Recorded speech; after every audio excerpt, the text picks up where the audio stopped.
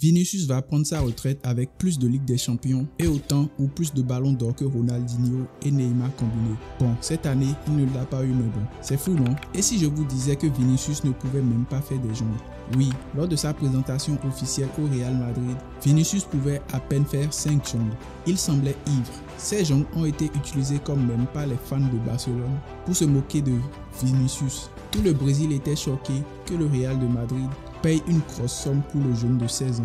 Il a été transféré pour une somme rapportée de 46 millions de dollars, ce qui était à l'époque la deuxième vente la plus chère d'un joueur dans l'histoire du football brésilien derrière seulement Neymar. Le plus grand montant reçu par un club brésilien pour un transfert est le montant le plus élevé jamais payé par un club pour un footballeur de moins de 19 ans. Il a fait ses débuts le 29 septembre, entrant comme remplaçant à la 87e minute lors d'un match nul, cédait le ballon presque à chaque fois qu'il le touchait. La véritable controverse a commencé lors d'un match de Ligue des Champions contre le Borussia Mönchengladbach. Benzema a été filmé en train d'accuser Vinicius de jouer contre nous, en parlant avec Ferland Mendy lors du match nul 2-2 contre Mönchengladbach. La tension provenait d'images qui ont été publiées après le match du mardi. La séquence montrait les joueurs du Real Madrid sortant du vestiaire et entrant dans le tunnel pour la seconde mi-temps, avec Vinicius se tenant à portée de voix de Benzema et Mendy. Dans une conversation en français, Benzema dit à Mendy: « Ne joue pas contre lui, sur la vie de ma mère, il joue contre nous. Vinicius ne fait rien d'utile. » Ce à quoi l'arrière gauche répond: « Quand il devient effrayé, il perd ce qui le rend grand. » Suite à cette conversation, Marca a rapporté que Mendy n'a passé le ballon à Vinicius, qui joue tous les deux sur la gauche, que 3 fois pendant la seconde mi-temps. Le parcours de Vinicius vers le sommet n'a été que d'épreuves et de tribulations. La plupart ne voient que les médailles de Ligue des Champions et les buts, mais ils ne voient jamais les mèmes et les critiques à son égard. Voici l'histoire de Vinicius Junior. Vinicius que se va de todo, va a disparar.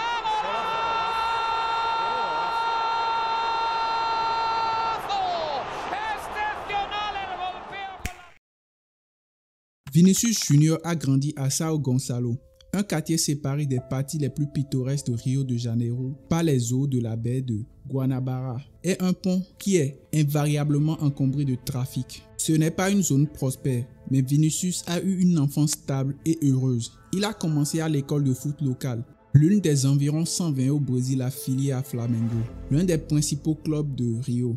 À l'âge de 6 ans, son premier entraîneur là-bas était Abrantes, qui s'est immédiatement attaché aux jeunes joueurs. Vinicius se démarquait immédiatement par sa capacité à dribbler et sa vitesse. Abrantes a déclaré: « Quand nous jouions dans des tournois, les équipes essayaient de le marquer individuellement, mais elles n'ont jamais réussi à le tenir tranquille. Il était trop rapide, trop direct, personne ne pouvait suivre son rythme. Il était inarrêtable. » À 10 ans, Vinicius a officiellement rejoint le centre de formation de Flamengo. Étrangement, sur son premier formulaire d'inscription, il s'est décrit comme arrière gauche. Peut-être un clin d'œil affectueux à son joueur préféré de Flamengo à l'époque, Renato Abreu, qui était milieu offensif mais jouait occasionnellement comme arrière latéral. Carlos Noval, le directeur exécutif des équipes de jeunes de Flamengo, supervisait ses progrès durant ses premières années. Il décrit Vinicius comme imprévisible, sans peur, mentalement fort et dit que ses attributs étaient là dès le début. Il était largement au-dessus du lot dès le départ. Il allait simplement vers les défenses, exactement comme il joue aujourd'hui. Il n'avait peur de rien. Sa façon de dribbler à grande vitesse était impressionnante. Il pouvait changer de direction en un éclair. Si je devrais choisir un mot pour le décrire, ce serait joyeux. Partout où il allait, il gagnait les gens avec son sourire et son attitude contagieuse. Guilmar Popoca était également conquis. Il a entraîné Vinicius dans les équipes U13 et U17 de Flamengo. Mais c'est au niveau U20 que leur lien s'est consolidé. À ce stade, Vinicius était déjà considéré comme l'un des joyaux du centre de formation de Flamengo. Mais peu s'attendaient au feu d'artifice qu'il allait produire lors de la Copinha, le tournoi de jeunes le plus prestigieux du Brésil en 2017. D'autant plus qu'il avait 3 ans de moins que la plupart des autres joueurs. Il faut connaître le bon moment pour lancer un jeune dans l'équipe, dans un tournoi comme celui-là, surtout quand il vient juste de monter d'une catégorie d'âge inférieure, dit Popoca. Certains des autres garçons étaient sur le point de rejoindre l'équipe première, donc je devais prendre soin de lui. Mais il a saisi sa chance. Vinicius a marqué 2 fois en sortant du banc contre Central, a délivré 2 passes décisives contre Natal et a marqué un beau but de vainqueur contre Cruzeiro. Au-delà des gestes techniques sophistiqués, et il y en avait beaucoup, le mot décisif revenait sans cesse dans les conversations avec ceux qui l'ont entraîné. Il a réglé tellement de matchs difficiles en notre faveur, dit Popoka. C'était quelqu'un qui voulait prendre des responsabilités dans les moments difficiles, qui voulait que l'équipe compte sur lui. Certains ont dit qu'il n'était pas le plus chirurgical, mais ça ne me convient pas. Vinicius a toujours été bon finisseur. Il était le meilleur buteur dans pratiquement toutes les catégories d'âge à Flamengo. Peu après la Copinha, Vinicius s'est rendu au Chili pour jouer pour son pays au championnat d'Amérique du Sud des moins de 17 ans. Il est revenu 7 buts et une médaille de vainqueur plus tard, sa réputation encore renforcée, mais pas avant d'avoir reçu un sermon de la part de l'entraîneur du Brésil, Carlo Amado, sur l'importance du repli défensif. Vinicius était quelqu'un qui pouvait prendre la profondeur derrière la défense adverse, quelqu'un qui pouvait s'infiltrer et exploiter l'espace, se souvient Amado. Mais avant la compétition, nous avons remarqué une grande faiblesse. Il ne faisait pas son travail défensif. La presse espagnole l'a qualifié de nouveau Neymar et s'est pâmé devant le fait qu'il avait déjà une clause libératoire de 30 millions de dollars. Il a fait la couverture de Marca avant même de s'entraîner avec l'équipe première de Flamengo. Quand le Real de Madrid a conclu un accord en mai pour le signer une fois qu'il aurait 18 ans, il n'avait joué que 17 minutes en équipe première.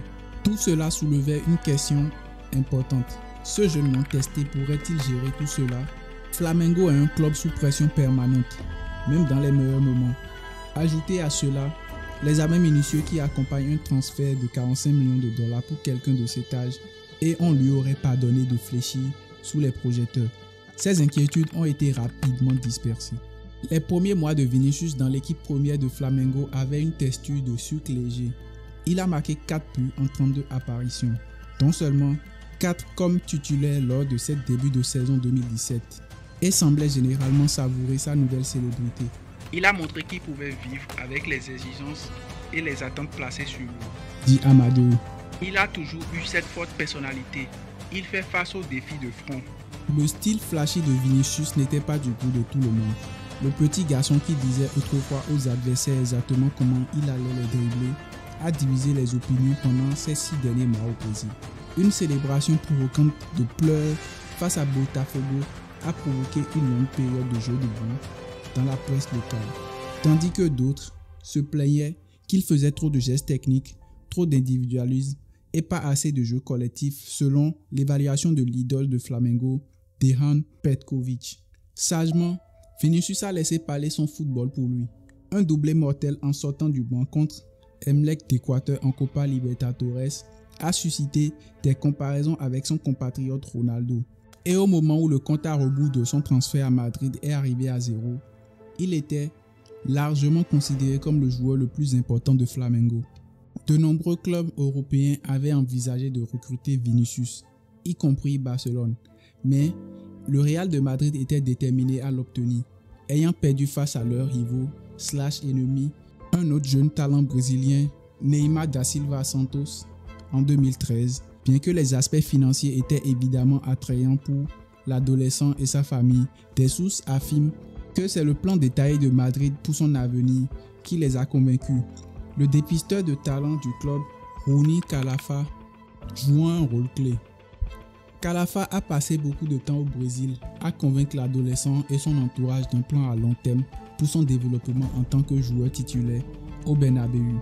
Après que Vinicius ait accepté le transfert et attendait une autre année pour avoir 18 ans, il rencontrait chaque semaine un employé du Real Madrid pour revoir les images vidéo de ses propres matchs et aussi des matchs de Madrid, afin qu'il sache comment il s'attendait à ce qu'il se développe. Le transfert était aussi un énorme marqueur posé par Madrid. Calafa avait été recruté en 2013-2014 et chargé par le président du club, Florentino Pérez, d'identifier et de sécuriser les meilleurs joueurs du monde. Les dons physiques et techniques incroyables de Vinicius étaient évidents. Moins facile à prédire était l'aspect mental, s'il s'adapterait et s'épanouirait en Europe. Il y avait donc des risques impliqués, surtout étant donné l'énorme somme que Madrid a payée pour le sécuriser. Vinicius est arrivé dans le cadre d'un plan stratégique de Madrid pour essayer de signer les meilleurs joueurs avant qu'ils n'explosent. Dit Solari. Le marché du football est devenu terrible et maintenant, vous voyez les fruits de cette stratégie du club. Beaucoup de courage était nécessaire et très bon œil pour le talent. Donc, les directeurs de l'institution méritent des éloges pour cela. Il n'a pas fallu longtemps au nouveau venu pour faire impression. Le prudent Lopetegui ne lui a donné que 12 minutes sur 2 matchs de Liga et il jouait principalement avec son groupe d'âge à Castilla. Je pense que le Real de Madrid l'a bien géré en le mettant dans l'équipe B pour commencer, dit Popoca. Pour qu'il puisse sentir le poids du maillot et connaître le style espagnol du football. Quand une défaite 5-1 dans le Classico à l'extérieur contre Barcelone a vu Lopetegui licencié le mois suivant, Solari a été promu pour diriger l'équipe première et a fait monter Vinicius avec lui. Ce n'était pas une atmosphère facile dans laquelle arriver, mais l'Argentin sentait que le moment était venu. Le public du Bernabéu, souffrant d'une campagne difficile, s'est rapidement attaché à la vitesse, au dribble et à l'énergie positive du gamin. Des voix de soutien dans la presse locale se sont également emparées d'une histoire positive qui reflétait bien sur le président du club Pérez, sous le feu des critiques. La seule façon de savoir si un joueur est prêt est de jouer les matchs. Dit Solari. Je pouvais voir qu'il méritait une chance de montrer ce qu'il pouvait faire. La connexion avec les fans est venue très rapidement, car c'est un joueur très direct qui prend les gens pendant tout le match. Il générait beaucoup d'attentes chaque fois qu'il prenait le ballon. Il faisait lever les fans de leur siège. Il transmettait toujours une grande joie qui semble faire partie de son caractère. Ça vous rend heureux juste de le voir jouer.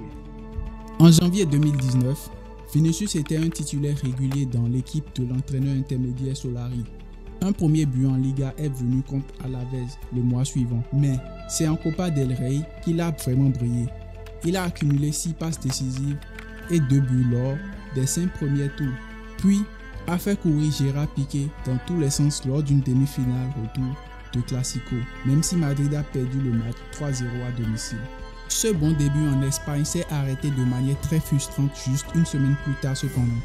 Vinicius a quitté le match retour des 8e de finale de Ligue des Champions contre l'Ajax au Bernabéu en larmes, après avoir subi une grave blessure à la cheville, une défaite 4-1 et l'élimination précoce du Real Madrid d'une compétition qu'il avait remportée lors des 3 saisons précédentes. On vu Solari licencié et Zinedine Zidane revenu pour un deuxième passage comme entraîneur. Le mercato d'été a ensuite amené l'arrivée à plus de 100 millions d'Eden Hazard de Chelsea, un recrutement poussé par Zidane pendant son deuxième passage comme entraîneur du Real Madrid. Durant cette saison, Vinicius n'a joué les 90 minutes que 7 fois, contribuant avec 5 buts et 4 passes décisives en 38 apparitions, toutes compétitions confondues. La relation avec Zidane était clairement difficile. Le focus galactique portait souvent sur ce que le jeune devait améliorer, pas sur ce qu'il faisait bien. Cette approche de l'amour à la dure n'était pas nécessairement la meilleure pour Vinicius, selon quelqu'un qui le connaît bien. Il était également évident que Zidane voulait vraiment que Hazard fonctionne. Malgré les problèmes continus du Belge, avec sa forme et sa condition physique, Vinicius était envoyé sur l'aile droite ou sur le banc et n'appréciait ni l'un ni l'autre. Les problèmes ont culminé lors d'un incident à la mi-temps du match de groupe de Ligue des Champions à l'extérieur contre le Borussia Mönchengladbach au début de la saison dernière. Alors que l'équipe allemande menait 1-0, les caméras ont capté l'attaquant Karim Benzema disant à l'arrière gauche Ferland Mendy à propos de Vinicius: Ne lui passe pas le ballon, frère. Il joue contre nous. Benzema n'a ensuite fait aucune passe à Vinicius dans les 25 minutes suivantes, pendant lesquelles Gladbach a marqué à nouveau, avant que ce dernier ne soit remplacé par Hazard qui faisait un autre tour de blessure. Madrid a ensuite marqué 2 fois plus tard dans le match pour arracher un match nul. Les sources affirment cependant que le Français et le Brésilien ont toujours été proches. Leur relation s'était particulièrement forgée pendant les trêves internationales, lorsque la plupart de leurs coéquipiers qui avaient été sélectionnés par leurs pays respectifs étaient absents. Il y a effectivement eu des moments où Vinicius avait besoin d'être épaulé. Calafa faisait partie de ceux qui, au sein du club, restait proche de lui, tandis que le soutien de Pérez depuis les hautes sphères était toujours présent. Ceux qui connaissaient Vinicius au Brésil et qui suivaient de près son développement ne doutaient pas qu'il avait le caractère pour gérer ces moments difficiles. Vinicius est une personne typique de Rio, extraverti bavarde, quelqu'un qui aime s'amuser et plaisanter, dit son ancien entraîneur des moins de 17 ans du Brésil, Amado. C'est un gamin heureux. Il a aussi une forte personnalité. Il surmonte les difficultés avec facilité, fait face aux défis de front et peut vivre avec les exigences et les attentes placées en lui. Un tournant est venu lors du match contre Liverpool où il a marqué 2 fois et fait une passe décisive, montrant son talent et dissimant Trent Alexander-Arnold. Quand le nouveau entraîneur Carlo Ancelotti a titularisé Hazard et Gareth Bale de chaque côté de Benzema lors des 2 premiers matchs de saison, cela ne semblait pas si prometteur pour Vinicius, mais il n'a pas mis longtemps à faire changer d'avis à Ancelotti. Marquant et impressionnant pendant 25 minutes en sortant du banc lors du match d'ouverture contre Alavés, puis marquant 2 buts de classe mondiale lors du match nul 3-3 à Levante une semaine plus tard. Le revirement a surpris beaucoup de monde autour de Madrid. Vinicius a appris à finir en une semaine, a dit Valdano en riant d'incrédulité pendant son commentaire télé sur ce dernier match. Ce n'était pas qu'un feu de paille non plus. Il a marqué 5 fois lors de ses 5 premières apparitions en Liga, 2 de plus que ce qu'il avait réussi en 35 apparitions en championnat la saison précédente. Ancelotti a aussi travaillé avec lui sur le terrain d'entraînement, lui demandant de tirer plus tôt et de faire moins de touches autour de la surface adverse. Mais c'était surtout une question de retrouver sa confiance et de se sentir important à nouveau. Le sourire familier était de retour sur le visage du Carioca après avoir marqué contre Celta le 12 septembre. Il a sauté dans la foule pour célébrer avec les fans le retour au Bernabéu pour la première fois depuis le début de la pandémie, 18 mois plus tôt. Au sein du vestiaire, il y avait maintenant du respect de la part de ses coéquipiers seniors pour la façon dont il avait continué à travailler et à rester concentré pendant les moments difficiles. Au fil des semaines, les grands moments et les grands buts importants ont continué. Un thème de la saison 2021-2022 de Madrid a été les passes décisives de Vinicius pour les buts de Benzema, comme cela s'est produit lors du match retour des 8e de finale contre Paris Saint-Germain au Bernabéu.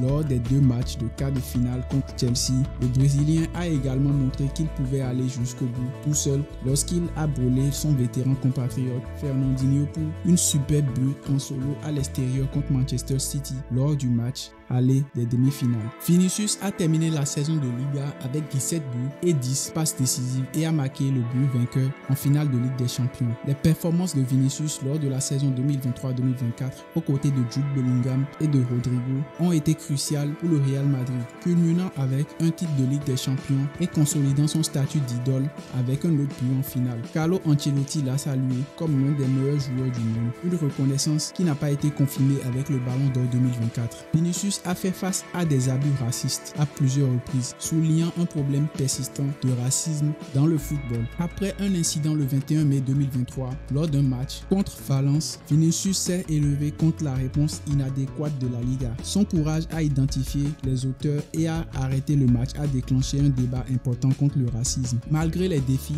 Vinicius a poursuivi sa lutte contre le racisme, recevant le soutien de diverses organisations dont la FIFA. Il a lancé une campagne au Brésil avec le slogan « Le racisme ne fait pas semblant de ne pas le voir » et un livre intitulé « Manuel d'éducation antiraciste » pour promouvoir l'éducation inclusive. Ces efforts ont conduit à des changements légaux au Brésil, notamment une loi portant son nom pour arrêter les matchs en cas de conduite raciste. L'impact de Vinicius s'étend au-delà du football à travers son organisation à but non lucratif Instituto Vini Junior. Fondé sur l'éducation, la technologie et le sport, l'Institut a lancé plusieurs initiatives. Reconnu pour son travail caritatif, Vinicius a reçu le prix Socrates lors de la cérémonie du Ballon d'Or et a été nommé ambassadeur de bonne volonté de l'UNESCO pour l'éducation pour tous. Ses projets ont aidé 15 écoles et 10 000 élèves, employant plus de 500 enseignants. Vinicius aime la danse et la mode, montrant souvent son style sur les réseaux sociaux et lors d'événements. Sa passion pour la mode inclut des collaborations avec des marques comme Gaga Milano et sa présence à la Fashion Week. Il est aussi fan de basketball, assistant fréquemment aux matchs de NBA et échangeant des maillots avec les meilleurs joueurs. La carrière de Vinicius est un témoignage du talent, de la persévérance et du pouvoir des systèmes de soutien. De ses humbles débuts à Sao Gonçalo jusqu'à devenir une star au Real Madrid et un défenseur mondial contre le racisme, le parcours de Vinicius n'est rien de moins qu'extraordinaire. Son dévouement à son sport et aux causes sociales le distingue comme un véritable modèle. Alors qu'il continue de briller sur le terrain et de faire des progrès significatifs en dehors, Vinicius Junior prouve que le succès ne concerne pas seulement les réalisations réalisation personnelle, mais aussi le fait de laisser un impact durable sur la société. Dans un monde où les athlètes sont souvent vus comme de simples entertainers, Vinicius se démarque comme un phare d'espoir et de changement. Son histoire est un rappel qu'avec la détermination, la résilience et un système de soutien solide, on peut surmonter n'importe quel obstacle et inspirer les autres en chemin. Vinicius Junior n'est pas qu'un footballeur, il est une force pour le bien, un champion de la justice et une véritable légende en devenir. Le monde regarde ce phénomène brésilien continuer à s'élever, sachant que le meilleur est encore à venir. Si vous avez aimé cette vidéo, vous savez ce qu'il vous reste à faire. Nous avons une autre vidéo blockbuster qui arrive prochainement.